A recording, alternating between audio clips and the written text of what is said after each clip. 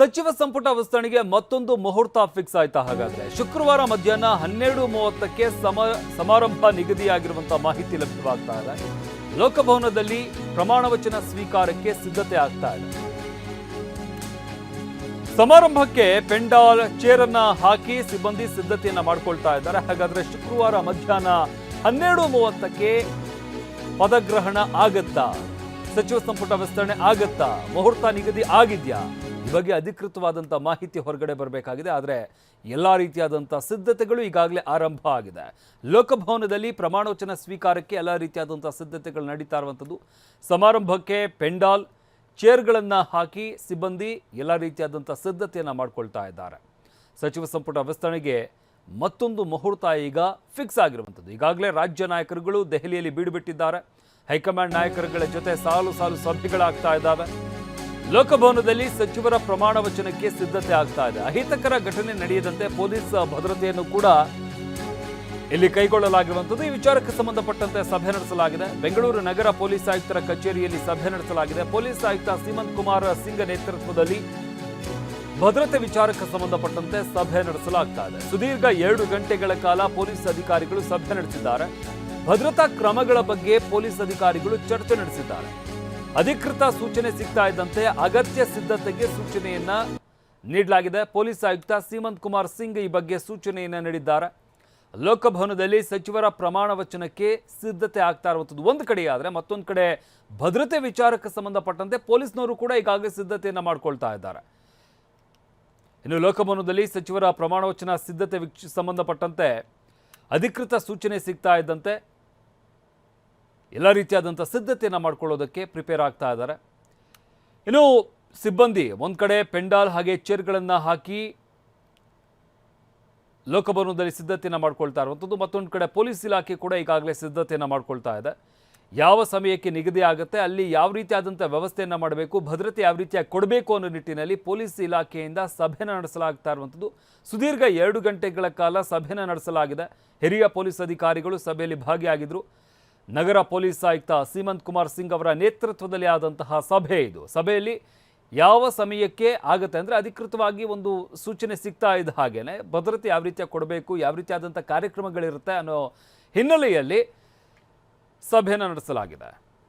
ಈ ಬಗ್ಗೆ ಮತ್ತಷ್ಟು ಮಾಹಿತಿ ನೀಡ್ತಾರೆ ನಮ್ಮ ಪ್ರತಿನಿಧಿ ಶಿವಪ್ರಸಾದ್. ನಮ್ಮ ಜೊತೆ ನೇರ ಸಂಪರ್ಕದಲ್ಲಿ ಜಾಯ್ನ್ ಆಗ್ತಾರೆ. ಶಿವಪ್ರಸಾದ್, ಗಮನಿಸ್ತಾ ಇದ್ವಿ ಲೋಕಭವನದಲ್ಲಿ ಸಚಿವರ ಪ್ರಮಾಣ ವಚನಕ್ಕೆ ಒಂದು ಕಡೆ ಸಿದ್ಧತೆ ಆಗ್ತಾ ಇರುವಂಥದ್ದು, ಮತ್ತೊಂದು ಕಡೆ ಕಾರ್ಯಕ್ರಮಕ್ಕೆ ಭದ್ರತೆಯನ್ನು ನೀಡುವಂತಹ ಸಲುವಾಗಿ ಪೊಲೀಸರು ಕೂಡ ಈಗಾಗಲೇ ಸಿದ್ಧತೆ ಮಾಡ್ಕೊಳ್ತಾ ಇದ್ದಾರೆ ಅಂತ ಹೇಳಲಾಗ್ತಾ ಇರುವಂಥದ್ದು. ಈ ನಿಟ್ಟಿನಲ್ಲಿ ಸಭೆ ಆಗಿದೆ ಅಂತ ಹೇಳಲಾಗ್ತದೆ. ಯಾರೆಲ್ಲ ಭಾಗಿಯಾಗಿದ್ರು ಸಭೆಯಲ್ಲಿ, ಹಾಗೆ ಪೊಲೀಸ್ ಇಲಾಖೆಯಿಂದ ಯಾವ ರೀತಿಯಾಗಿ ಸಿದ್ಧತೆ ಆಗ್ತಾ ಇದೆ? ಶವಂತ್, ಲೋಕಭವನದಲ್ಲಿ ಇನ್ನೇನು ಸಚಿವರ ಪ್ರಮಾಣ ವಚನ ಸಮಾರಂಭಕ್ಕೆ ಸಿದ್ಧತೆಗಳನ್ನು ಮಾಡ್ಕೊಳ್ಳಾಗ್ತಿರ್ತಕ್ಕಂಥದ್ದು. ಸರ್ಕಾರದಿಂದ ಯಾವುದೇ ಕ್ಷಣದಲ್ಲಾದರೂ ಕೂಡ ಸೂಚನೆ ಸಿಗಬಹುದು. ಈ ನಿಟ್ಟಿನಲ್ಲಿ ಪೊಲೀಸರು ಎಲ್ಲ ರೀತಿಯ ಭದ್ರತಾ ಕ್ರಮಗಳನ್ನು ಕೈಗೊಳ್ಳುವಂತೆ ಬೆಂಗಳೂರಿನ ನಗರ ಪೊಲೀಸ್ ಆಯುಕ್ತರಾಗಿರ್ತಕ್ಕಂಥ ಸೀಮಂತ್ ಕುಮಾರ್ ಸಿಂಗ್ ಅವರು ಇನ್ನು ಒಂದು ಮಧ್ಯಾಹ್ನ ಇನ್ಫ್ಯಾಂಟ್ರಿ ರಸ್ತೆಯಲ್ಲಿರ್ತಕ್ಕಂಥ ನಗರ ಪೊಲೀಸ್ ಆಯುಕ್ತರ ಕಚೇರಿಯಲ್ಲಿ ಹಿರಿಯ ಪೊಲೀಸ್ ಅಧಿಕಾರಿಗಳ ಸಭೆಯನ್ನು ನಡೆಸಿದರು. ಸುದೀರ್ಘವಾಗಿ 2 ಗಂಟೆಗಳ ಕಾಲ ಸಭೆಯನ್ನು ನಡೆಸಿದಂತಹ ಬೆಂಗಳೂರಿನ ನಗರ ಪೊಲೀಸ್ ಆಯುಕ್ತರು ಈಗಾಗಲೇ ಸೂಚನೆಯನ್ನು ಕೂಡ ನೀಡಿರ್ತಕ್ಕಂಥದ್ದು. ಸರ್ಕಾರದಿಂದ ಯಾವುದೇ ಕ್ಷಣದಲ್ಲಾದರೂ ಕೂಡ ಸೂಚನೆ ಬರ್ಬೋದು. ಆ ಸೂಚನೆ ಹಿನ್ನೆಲೆಯಲ್ಲಿ ನೀವು ಎಲ್ಲ ರೀತಿಯ ಭದ್ರತಾ ಕ್ರಮಗಳಿಗೆ ಸಂಬಂಧಪಟ್ಟಂತೆ ಯಾವುದೇ ರೀತಿಯ ಅಹಿತಕರ ಘಟನೆ ನಡೆದಂತೆ ಕಟ್ಟೆಚ್ಚರವನ್ನು ವಹಿಸೋದಕ್ಕೆ, ಆ ರೀತಿಯಾಗಿ ಸಿಬ್ಬಂದಿಗಳು ಕೂಡ ಆ ಭದ್ರತೆಗಾಗಿ ನಿಯೋಜನೆ ಮಾಡೋದಕ್ಕೆ ಏನೆಲ್ಲ ಕ್ರಮಗಳನ್ನು ಕೈಗೊಳ್ಳಬೇಕು, ಎಲ್ಲ ರೀತಿಯ ಕ್ರಮಗಳಿಗೂ ಕೂಡ ಸಜ್ಜಾಗಿರಿ, ಸಿದ್ಧತೆಯನ್ನು ಮಾಡ್ಕೊಳ್ಳೋದಕ್ಕೆ ರೆಡಿಯಾಗಿರಿ ಅನ್ನೋ ಸೂಚನೆಯನ್ನು ಕೂಡ ಕೊಟ್ಟಿರ್ತಕ್ಕಂಥದ್ದು. ಈ ಹಿನ್ನೆಲೆಯಲ್ಲಿ ಸತತವಾಗಿ 2 ಗಂಟೆಗಳ ಕಾಲ ಇಂದು ಮಧ್ಯಾಹ್ನ ನಡೆದಂತಹ ಸಭೆಯಲ್ಲಿ ಸುದೀರ್ಘವಾಗಿ ಈ ಕುರಿತು ಭದ್ರತಾ ಕ್ರಮಗಳನ್ನು ಕೈಗೊಳ್ಳೋದರಂತೆ ಚರ್ಚೆಯನ್ನು ಕೂಡ ನಡೆಸಲಾಗಿರ್ತಕ್ಕಂಥದ್ದು. ಅಷ್ಟೇ ಅಲ್ಲದೆ ರಾಜಭವನದ ಸುತ್ತಮುತ್ತಲೂ ಕೂಡ ಈಗಾಗಲೇ ಬ್ಯಾರಿಕೇಡ್ಗಳ ಅಳವಡಿಕೆ ಕೂಡ ಮಾಡ್ಕೊಳ್ಳಲಾಗಿರ್ತಕ್ಕಂಥದ್ದು. ಇದಕ್ಕೆ ಸಂಬಂಧಪಟ್ಟಂತೆ ಬ್ಯಾರಿಕೇಡ್ಗಳನ್ನು ಅಳವಡಿಸಿ ಸಿದ್ಧತೆಗಳನ್ನು ಕೂಡ ಮಾಡ್ಕೊಳ್ತಿದ್ದಾರೆ. ಸರ್ಕಾರದಿಂದ ಯಾವುದೇ ಕ್ಷಣದಲ್ಲಾದರೂ ಕೂಡ ಮಾಹಿತಿ ಬರಬಹುದು. ಶುಕ್ರವಾರದಕ್ಕೆ ಸಂಬಂಧಪಟ್ಟಂತೆ ಅಧಿಕೃತವಾಗಿ ಸಮಾರಂಭ ನಡೆಯೋದಕ್ಕೆ ಸಂಬಂಧಪಟ್ಟಂತೆ ಮಾಹಿತಿ ಹೊರಬರುತ್ತೆ ಅಂತೇಳಿ ಈಗಾಗಲೇ ಮಾಹಿತಿ ಲಭ್ಯ ಆಗಿರ್ತಕ್ಕಂಥದ್ದು. ಈ ನಿಟ್ಟಿನಲ್ಲಿ ಪೊಲೀಸರು ಕೂಡ ಎಲ್ಲ ರೀತಿಯ ಭದ್ರತಾ ಕ್ರಮಗಳಿಗೆ ಸಂಬಂಧಪಟ್ಟಂತೆ ಸಜ್ಜಾಗ್ತಿರ್ತಕ್ಕಂಥದ್ದು. ಶಮಂತ್, ಧನ್ಯವಾದ ಶಿವಪ್ರಸಾದ್ ನಿಮ್ಮೆಲ್ಲ ಮಾಹಿತಿಗಾಗಿ.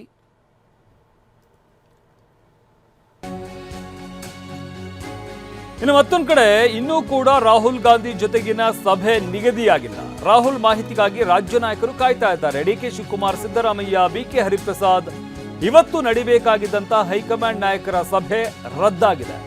ಪ್ರಮುಖವಾಗಿ ರಾಹುಲ್ ಗಾಂಧಿ ಜೊತೆ ನಡಿಬೇಕಾಗಿದ್ದಂತಹ ಸಭೆ ಸಂದೇಶ ಬಾರದೆ ಕಾಯ್ತಾ ಇರುವಂತಹ ರಾಜ್ಯ ಕಾಂಗ್ರೆಸ್ ನಾಯಕರು ಇನ್ನೂ ಕೂಡ ರಾಹುಲ್ ಗಾಂಧಿ ಜೊತೆಗಿನ ಸಭೆ ನಿಗದಿ ಆಗಿಲ್ಲ. ಅಂದ್ರೆ ಇವತ್ತು ರಾಹುಲ್ ಗಾಂಧಿ ಜೊತೆ ಚರ್ಚೆ ನಡೆಸ್ತಾರೆ, ಆಲ್ಮೋಸ್ಟ್ ಇವತ್ತೇ ಫೈನಲ್ ಆಗುತ್ತೆ ಅಧಿಕೃತವಾದಂಥ ಮಾಹಿತಿಗಳು ಹೊರಗಡೆ ಬರುತ್ತೆ ಅಂತ ಹೇಳಲಾಗ್ತಾ ಇತ್ತು. ಆದರೆ ಇವತ್ತು ನಡಿಬೇಕಾಗಿದ್ದಂತಹ ಸಭೆ ನಡೆದಿಲ್ಲ. ರಾಹುಲ್ ಗಾಂಧಿ ಜೊತೆಗಿನ ಸಭೆ ಇವತ್ತಾಗಿಲ್ಲ. ಆದರೆ ಇನ್ನೂ ಕೂಡ ಸಭೆ ನಿಗದಿ ಕೂಡ ಆಗಿಲ್ಲ. ಯಾವಾಗ ಅವ್ರನ್ನ ಭೇಟಿ ಮಾಡ್ತಾರೆ, ಯಾವ ಸಂದರ್ಭದಲ್ಲಿ ಅವರು ಫ್ರೀ ಇದ್ದಾರೆ, ಅವ್ರನ್ನ ಭೇಟಿ ಮಾಡೋದಕ್ಕೆ ಅವಕಾಶ ಇನ್ನೂ ಕೂಡ ನಿಗದಿ ಆಗಿಲ್ಲ.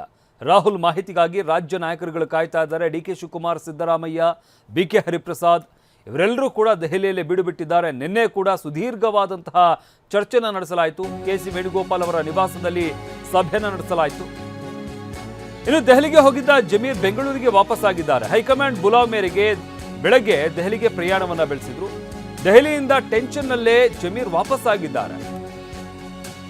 ಕೆಐಎಬಿ ಅಲ್ಲಿ ಯಾವುದೇ ಪ್ರತಿಕ್ರಿಯೆ ನೀಡದೆ ಜಮೀರ್ ತೆರಳಿದ್ದಾರೆ. ಮೊಬೈಲ್ನಲ್ಲಿ ಮಾತನಾಡುತ್ತಲೇ ಕಾರು ಹತ್ತಿ ಜಮೀರ್ ಅಲ್ಲಿಂದ ಹೋಗಿದ್ದಾರೆ. ತರಾತುರಿಯಲ್ಲಿ ಕಾರು ಹತ್ತಿ ಬೆಂಗಳೂರಿನತ್ತ ಹೊರಟಂತಹ ಜಮೀರ್ ಏರ್ಪೋರ್ಟ್ನಿಂದ ವಾಪಸ್ ಆಗಿದ್ದಾರೆ.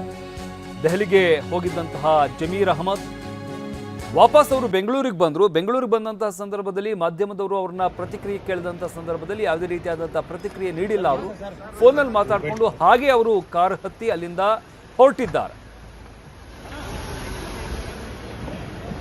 ವೇಟ್ ಮಾಡ್ತಾ